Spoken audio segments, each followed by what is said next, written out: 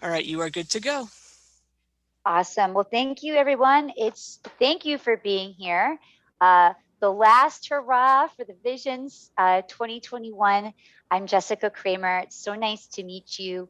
I'm at the University of Florida. I'm an occupational therapist by training, and actually, way back when I was much younger, worked in Pinellas County Schools. But now I am a researcher, but what I really aspire to do is to do work that will be directly useful in your everyday education activities supporting transition age youth. And I really look forward to collaborations um, with teachers and other educational professionals. I also love to introduce Elizabeth Kennelly Smith, our lab coordinator. Liz, you want to say hello? Hi, everybody. I'm Liz. I was an ESC teacher for many years, and I am with Dr. Kramer at UF. So today, just to let you know, Liz will be helping me monitor the chat so that I don't miss anything. And I'm going to be talking about a curriculum called Project Team. But I want to let you know that if you have questions, please, as we go, put them in the chat. Liz is going to interrupt me and make sure that we address questions because we don't want you to be hanging on until the end if you have an important question. So I will get started.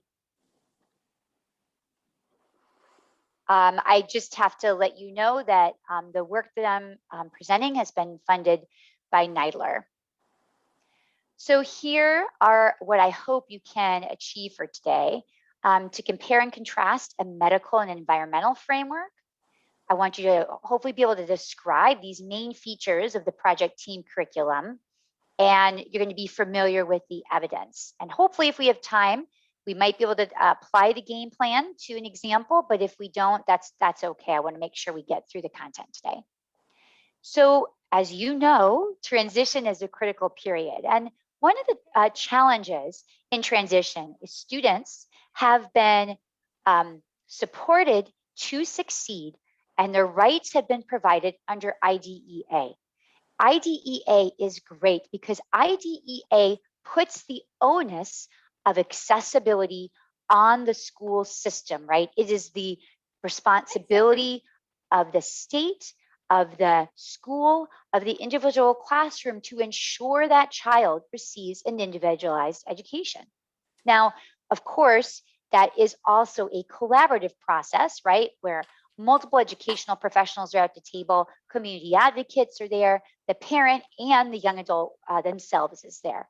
However, when we hit that 22 cliff and youth transition out of school services, they switch to being protected and their rights being protected under the ADA. And the thing with the ADA is the ADA only really guarantees people access when a person self-identifies as a person with a disability and requests, I need access.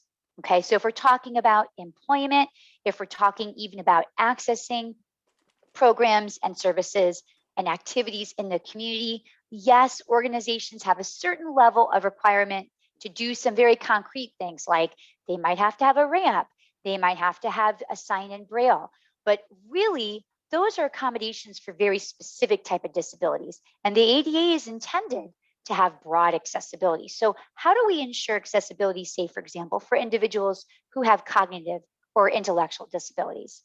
So we have to equip young adults to be able to to be able to move forward in their adult lives.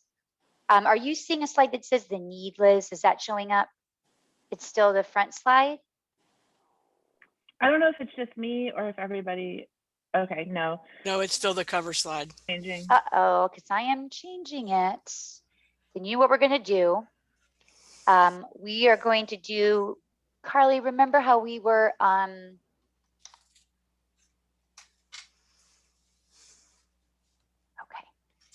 Let's just, I know it's not as pretty, but we'll just go, I'm sorry, everyone. Thank you for your patience this morning.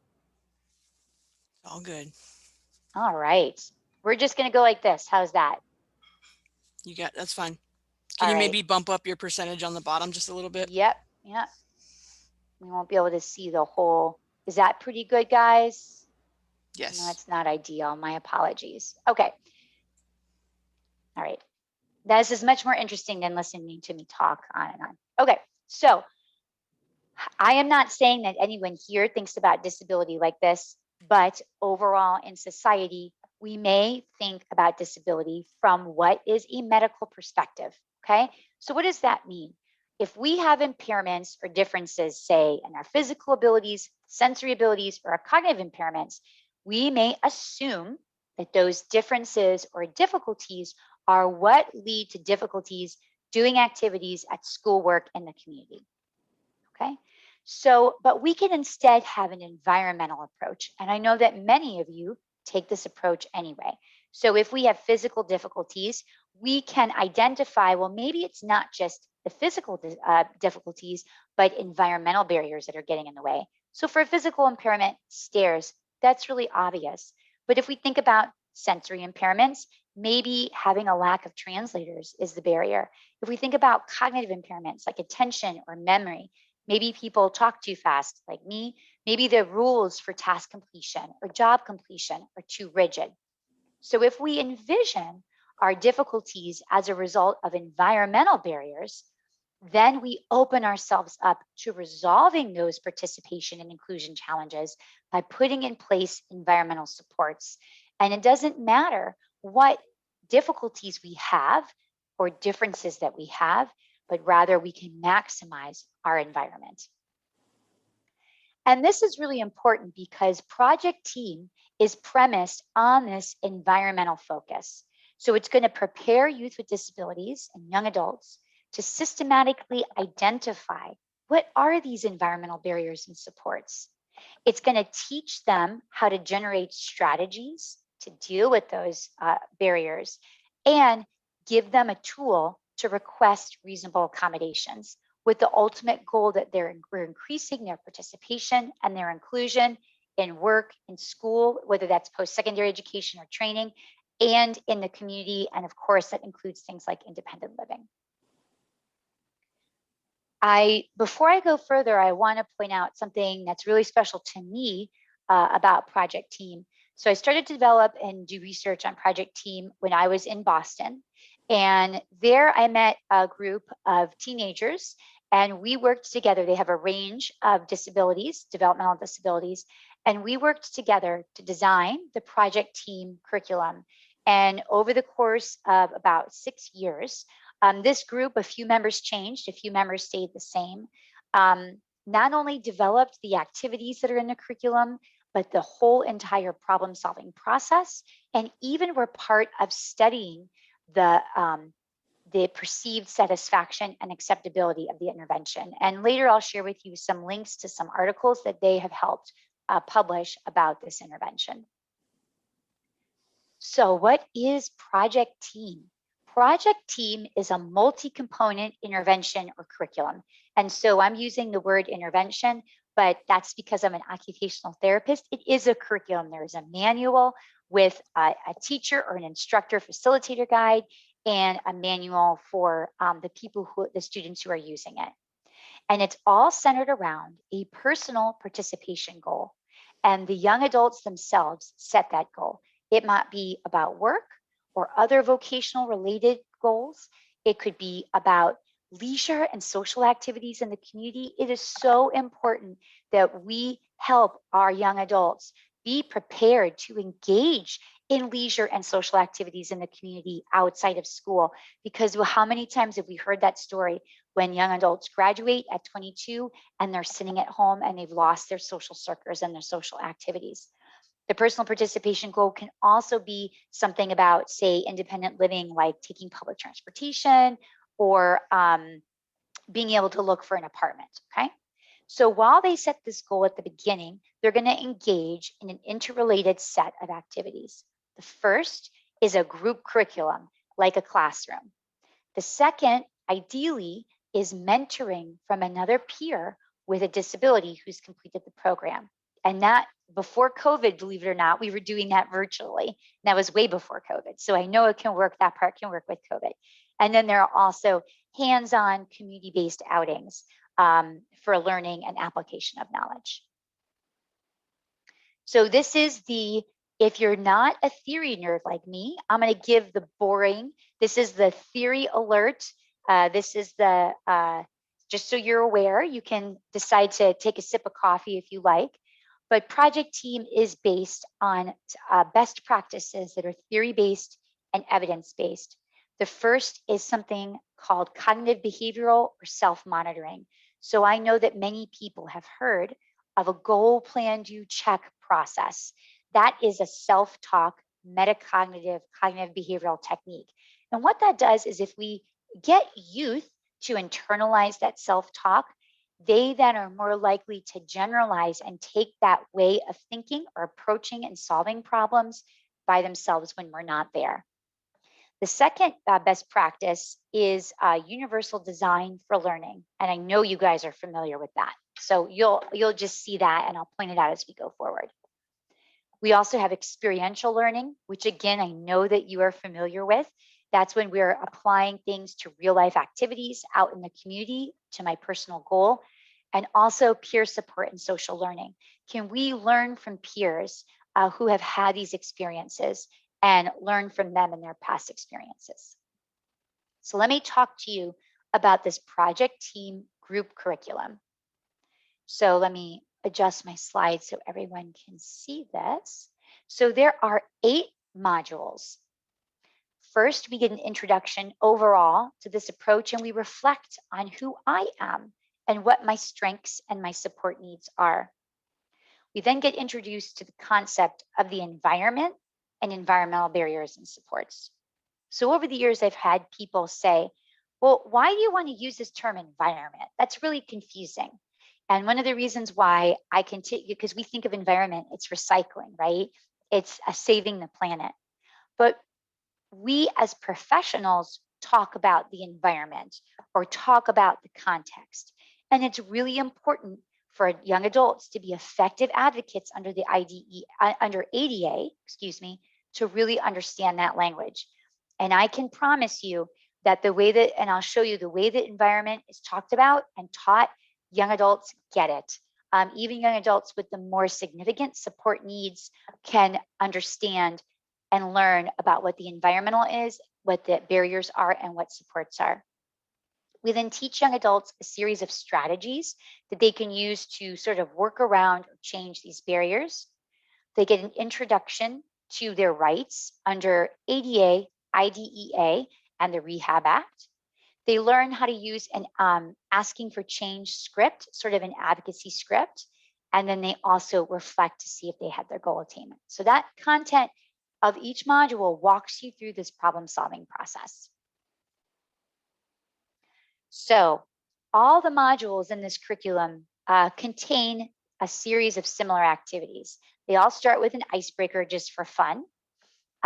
They all have a discussion activity, and the discussion activities link new ideas to a familiar concept. So for example, we talk about the environment being people, places, and things that are all around you. Can you think of a person, place, or a thing that's all around you? And so that type of very structured discussion helps orient them to the concept. There's also didactic PowerPoints and videos that are interactive, that are ready to go to also further teach the details of these concepts. Lots of learning activities and games, again, developed by the young adult team that partnered with me over these years. And just so you know, because I'm an OT and I have a background in special ed, there's a lot of glue stick cutting, lamination that you'll get to do. So the curriculum is free and all these activities are ready to go, but you'll sort of have to create the materials for those activities. It's a great project for a student volunteer who's interning with you. People then apply in each module what they're learning towards their goal that they've set. There's a self-check quiz, and then there's even, we don't like to call it homework, but there's even practice with a challenge to sort of take these activities outside of this group curriculum sort of atmosphere and take it to home. So the facilitator manual includes the estimated time that each activity would take, the list of materials. And again, if you access the free curriculum online, all those materials are there. Sometimes you need extra materials, like, for example, paper and pencils. There's a built-in list of modifications that can be made to ensure accessibility for people with a range of support needs. There's something called activity core components. If anyone is familiar with curriculum research, there's this idea of having fidelity to the curriculum. How do you know if this curriculum has evidence, research evidence that it works? How do you know that you're delivering it in the same way, right? Because we know that every student, every situation is different. So it's never going to be exactly the same. But you can check for yourself to say, okay, did I at least hit these core components today? Even if I made changes, even if I did things to fit my time, my context, my students, did I hit these core components? And it even contains a script of how to give directions and how to explain these concepts. The script doesn't have to be followed, but again, it's a great tool if you're new to this curriculum, or if you're, say, even a student delivering this curriculum, or a paraeducator delivering this curriculum. Liz, let me know if people are asking any questions. So I've gone on and on about this curriculum and project team, and I've talked about this problem-solving process.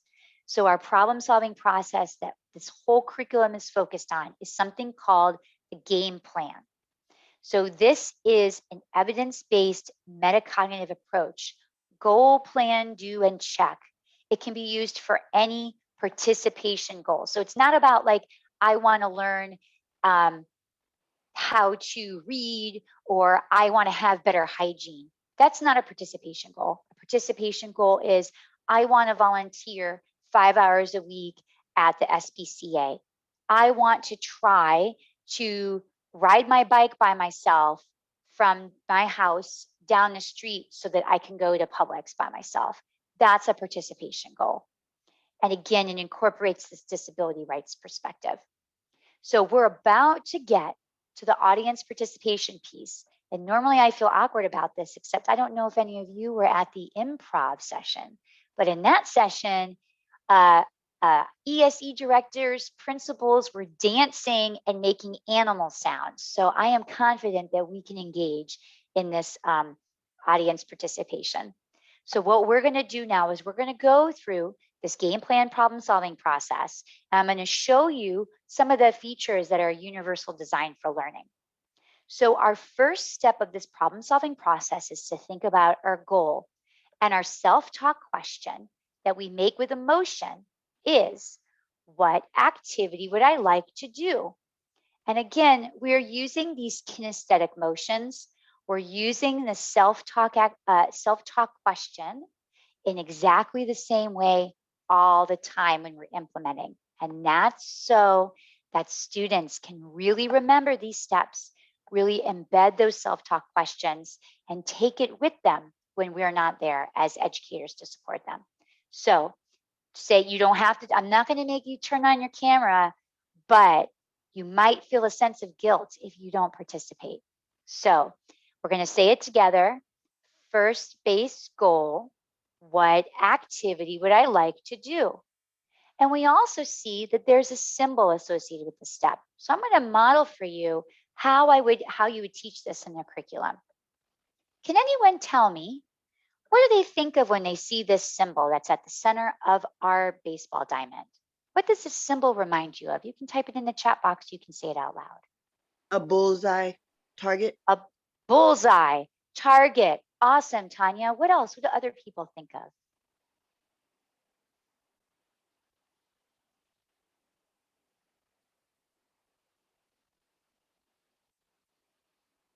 Let's see. My answer, darts, baseball field.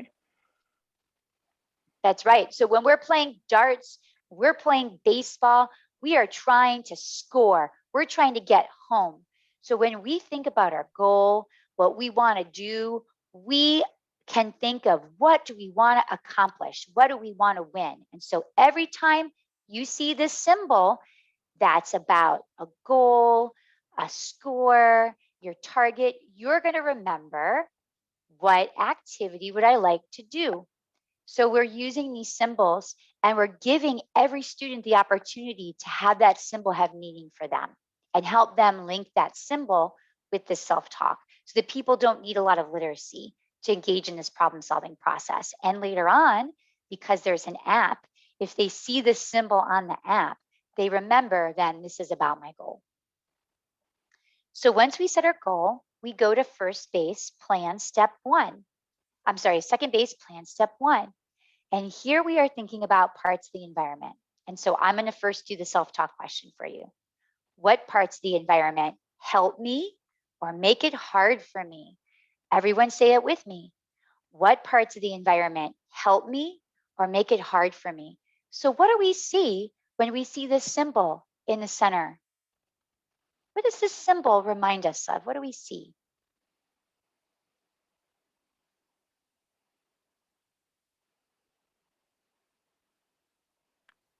Somebody said the like button, pros and cons. Great. Like button, pros and cons. So when we see this thumbs up, thumbs down, we're going to think about the people, places, and things all around us that we like, that are pros, that are helping us, that get in the way, that we don't like, that make it hard for us. So I promised you that young adults can remember to think about this way of the environment. And what we've done is in the game plan, we break down the environment to 11 different parts. That sounds like a lot, but they are so concrete that young adults remember them. They encompass the physical, the attitudinal, and the sensory aspects of our environment. So for example, we think of things.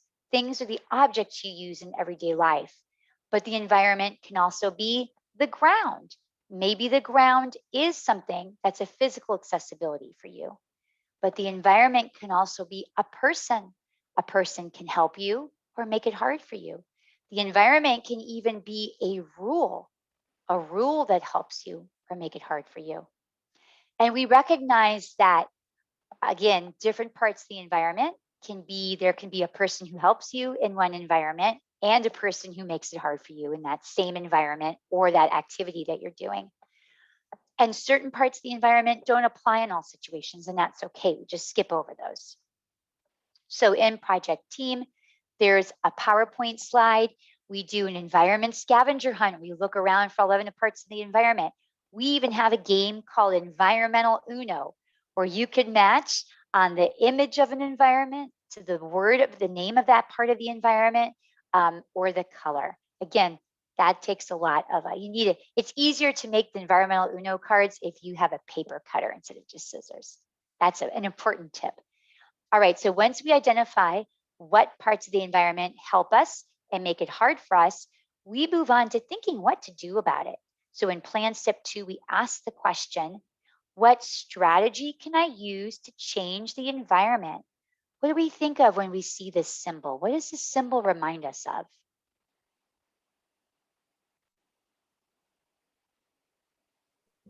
Thinking.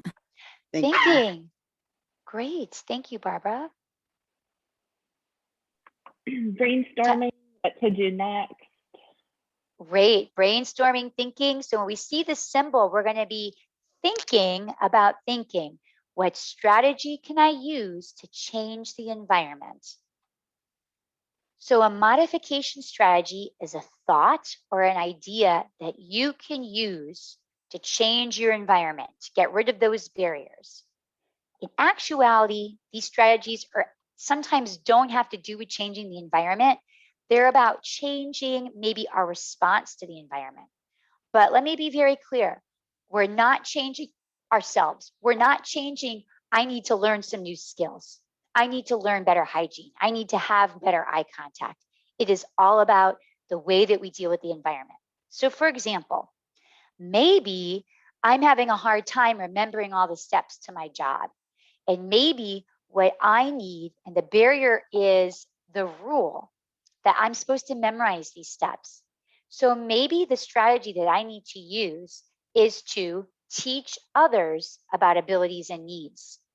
And so I go to my job coach or my boss and I say, I'm having a hard time remembering these steps in my head. It helps me when I have pictures.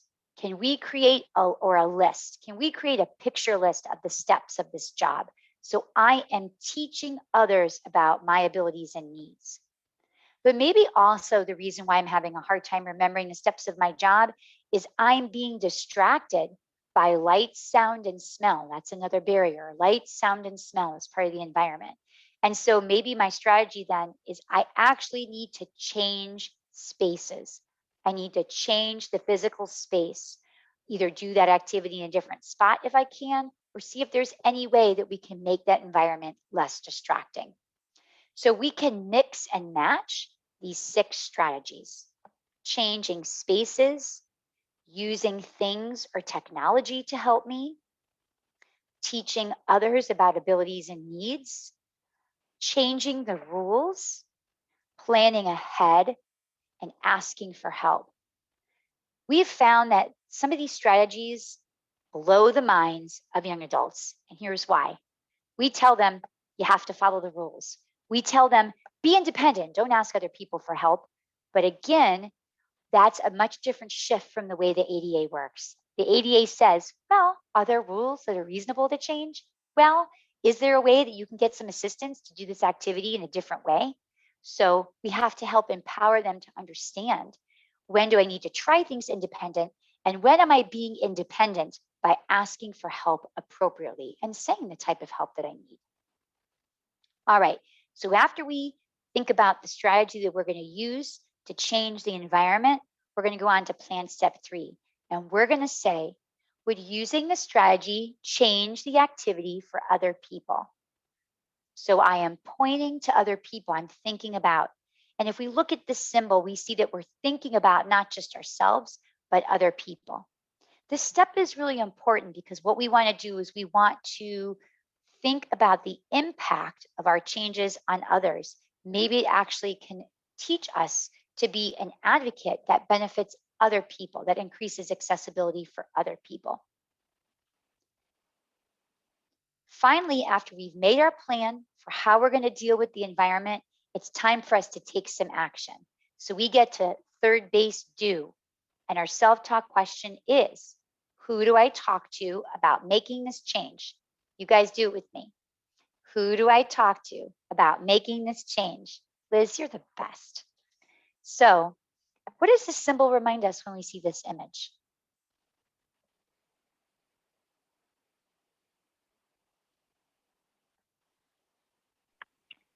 Conversation. Talking. Thanks, Tanya. Conversation. Great. So when we see this, we're going to remember we have to think who we're going to talk to about making this change. So in project team, youth are introduced at a very, very high level to 3 laws: ADA, IDEA, and Rehab Act.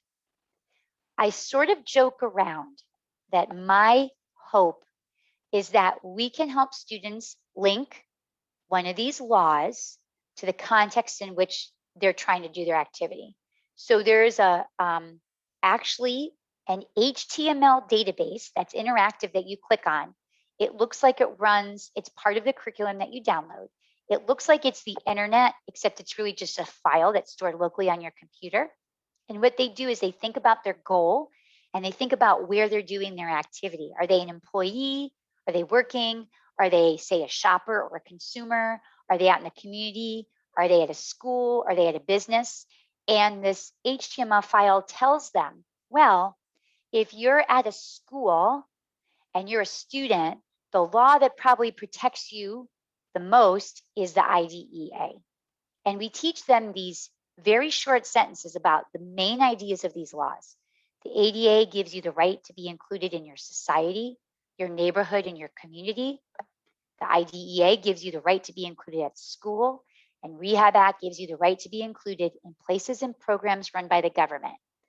If we can get our young adults to remember these laws and remember these phrases, even if they don't understand the nuanced policy implications, they can then advocate more effectively, potentially by scaring other people to say, you know what, I know that I have rights here to request accommodations. And that's our goal, that we can just empower them at a very high level.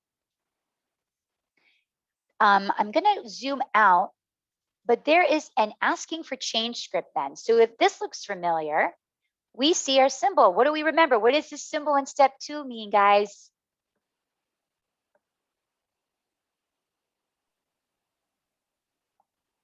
What does that symbol in step 2 mean? What did we just, goal, great. And what does that symbol in step 3 mean?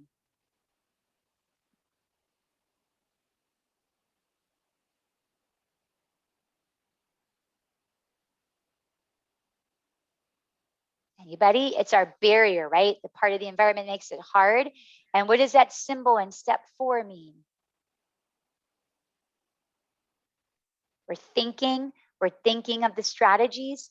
So by this point, the youth remember these steps and these symbols, and they know in this script that they insert those things that they've been practicing. Okay, how do I ask for change? I say hello, I tell my goal, I describe the barrier, and I explain the strategy that I want to use. On the app that's available, this people have like entered in text and it automatically populates the script with the information that they've entered. On the paper and pencil version that you can download, they would have to fill this in. But again, by the time they get to this point, it's very easy for them because they know these symbols. All right, so after we ask for our change, we have to think if we reached our goal. And so we're at home base check. And our question is, can I do this activity now? Say it with me and make a check with your finger. Can I do this activity now? It's really important that we stop and check, can we do the activity? And if not, why? Maybe we're realizing there's another barrier that we have to get rid of. Maybe the strategy didn't work and we need to try another strategy. And so we might need to circle back to that plan step and try something different. So any questions about the game plan, about the curriculum, before we go on to briefly review some of the evidence? I think some of the biggest question we've had so far is where to find the curriculum. Awesome. I know the presentation is uploaded, but everybody's very eager, I think, to check it out. Awesome, awesome. There is a directions at the end, so I'll skip. People are eager. We'll just heck, we're going to be wild and crazy here. You can request a free download of Project Team. You can look on our website. And I have to acknowledge that Project Team is generously, jointly sponsored by Boston University and University of Florida. And again, it's a free download. You can look at, there's a series of questions that you would email us to tell us, how might you use it? Who are you using it with? And here's why.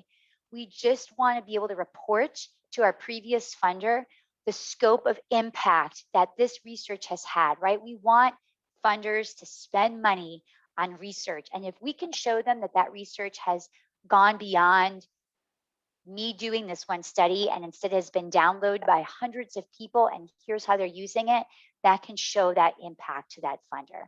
And so that's just how we're using that information. We end up giving you a link to a Dropbox, and the Dropbox has, to be honest with you, so many materials, you might feel overwhelmed. So if you are overwhelmed, email us and call us and we can walk you through those materials to help you sort of make sense of everything and find the things that you need. But that facilitator manual is there, the materials for the games, the activities, the trainee workbook, they're all there. There's even posters and cue cards and lots of things that you can print out for your classroom. So again, it does require some elbow grease and some printing costs on your end. Okay, I know that being evidence-based, I know we have a few more minutes. I know being evidence-based is of utmost importance to the state of Florida and also to Project 10. So I wanna share with you some of the evidence for Project Team. So we asked the question, what's the effect of Project Team on people's goals that they set? their knowledge and problem solving of environmental barriers and supports, on their self-determination, which I know there were presentations about yesterday, and on self-efficacy. So we did across multiple states. We were in the state of Michigan and in the state of Massachusetts. We compared youth who completed Project Team, all transition age. There were 47 youth. They were about age 18, 60% male, 25% non-white, 67% had intellectual disabilities, and everyone else had other types of general developmental disabilities, for example, autism perhaps, or orthopedic, where they're receiving IEP services under something like orthopedic impairment. And then we compared those to 35 youth who set a goal, but did not complete Project Team. And we did that because we know that setting a goal is motivating. So it's important to understand, do we attain our goals because we're motivated to attain our goals, or because of the additional knowledge that we gain from Project Team? So everyone took assessments. Then they either completed 12 weeks of Project Team or 12 weeks of goal setting. Then they completed the same assessments again when they were done. We waited 6 more weeks where they were kind of on their own, and we did another round of assessments. I know everybody right now can relate to assessments, right? So what do we find? What are the differences between Project Team and goal setting? So we only found differences in one area, and that's knowledge. I'm going to talk to you about why we think this is. So the Project Team group had increased knowledge over the goal setting group at outcome and 6-week follow-up. But let's talk about changes within the groups, okay? When we look at changes sorry, let me go back. Just kidding. Take back what I said. One more difference between these groups, differences between Project Team and goal setting. Let's think about their goal, okay? So they had a primary goal and a whole bunch of secondary goals. What we see is that outcome, youth and Project Team had higher levels of achieving all of their goals. But what's most interesting to us is that 6 weeks afterwards, we see a significant difference. Remember that personal participation goal that they set, that they wanted to do? Youth and Project Team attain their goals on their own without anyone's help. And the youth in the goal setting condition did not. And that was after the intervention was over. Now, let's look at changes between each group. So in this column, we're looking at how did the students who completed Project Team, did they improve over time? And was that improvement significant?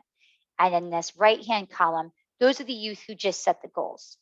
So we see that youth who just set the goals improved problem solving and improved their own self-reported self-determination, which is great. But we see in the Project Team group that youth improved both knowledge and problem solving, and parents report that they saw changes in the self-determined behavior of their young people in that time period. And parents in the goal setting group did not report that.